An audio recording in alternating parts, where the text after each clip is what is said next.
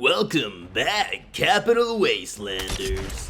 Just kidding, what's up guys, it's Zach. I just gotta say, this game fucking sucks, alright? I am having fun to a certain degree, but in its entirety, as a polished video game in 2022 by one of the most richest, well-off developers with a massive team, with not only just one developer in Activision as the publisher, but there's 3 developers of Call of Duty, right? And of course, each one gets their turn to make a game better or worse, just feeding off of the past title. But it's just, you can't get it all in one. And that's what keeps people coming back. And it's such a shitty, just a shitty practice that these people are doing. You know, like they made Cold War, and they're like, oh, this is better than Modern Warfare 2019. And then they make Vanguard, and they're like, this is worse than both of them. And then they're like, oh, man, we have to deal with this crappy game for a year. And then they're like, all right. And then they're like, this is going to be the best Call of Duty ever, right? And they're feeding off of past titles. They're not coming out with originality, right? They're not coming out with a game that is well polished right off the bat. You know, how often do you see games that it's always single-player games, massive single-player games, or just single-player games in general, right? You know, what can you do except try to support these people? And there's no point, you know? If you think about it, you know, like Metro Exodus, one of my probably my all-time favorite game, the Metro trilogy in general, well-polished, beautiful game. God of War, when God of War 2018 came out, perfect, polished, right off the bat.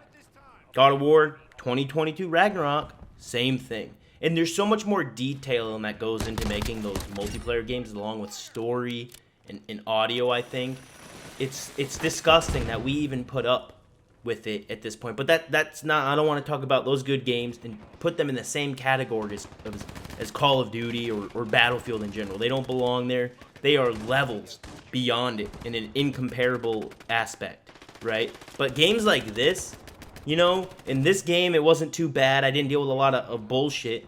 But I'm seeing people laying prone in obscure places because they know that they can get away with just getting a cheap kill.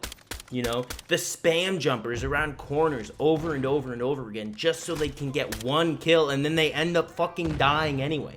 Maybe they get a double kill, right? Maybe they get a single kill. Maybe they get a triple kill and they get lucky, but they die immediately after just because they're so desperate to get the jump on people, instead of just running around, you know. And that's all right, that's how people play, but that's not the game's fault, you know. That's not the player's fault, that's the game's fault, because people are going to take advantage of things in games that make their lives easier, right? Just like how hard it is to see people in this game, which makes camping, laying prone easier. Like, you see this person right there jumping across, right?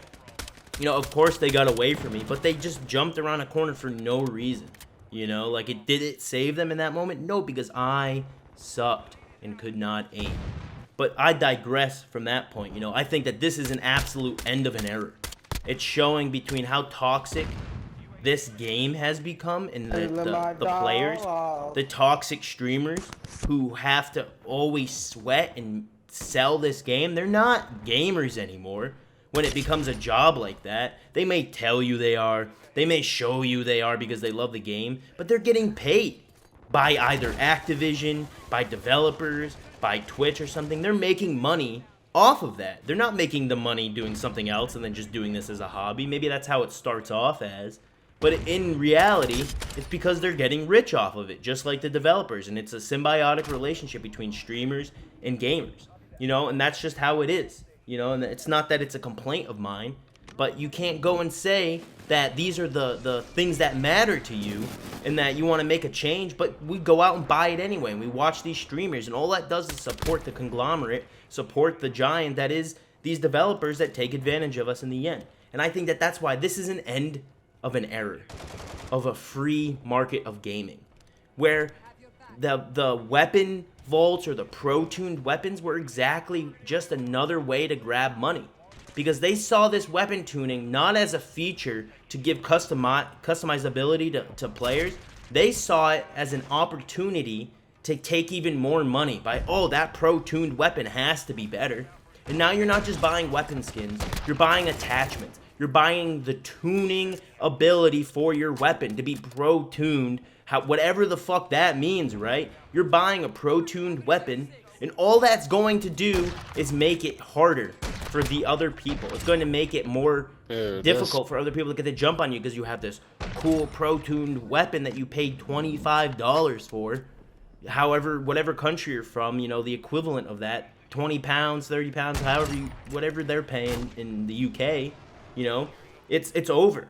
And it's kind of almost in line with how movies and TV have become, you know, like with the Rings of Power TV series, how it became woke and just another benign cyst on the film industry. The same thing with how Star Wars was destroyed to some sort of mass appeal of them thinking that their audience is dumb, right? The same thing with like Star Trek, how they have to milk these franchises because there's no ingenuity and there's no new blood in this decision. It's multi-millionaire fools that are in charge, that don't understand change and don't understand what success is.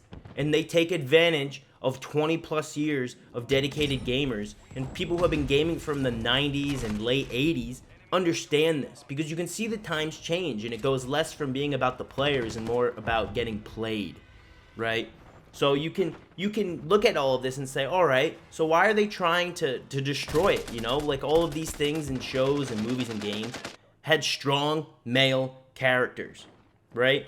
And then they had the complementary opposite of the woman, or an equally great, you know, woman in it. You know, like in you could look at, you know, the Aliens, Xena, you know, the Stargate, you know, show, and they talk about toxic masculinity and how there's no women that are smart. If you look at, you know, any of those shows, they have that.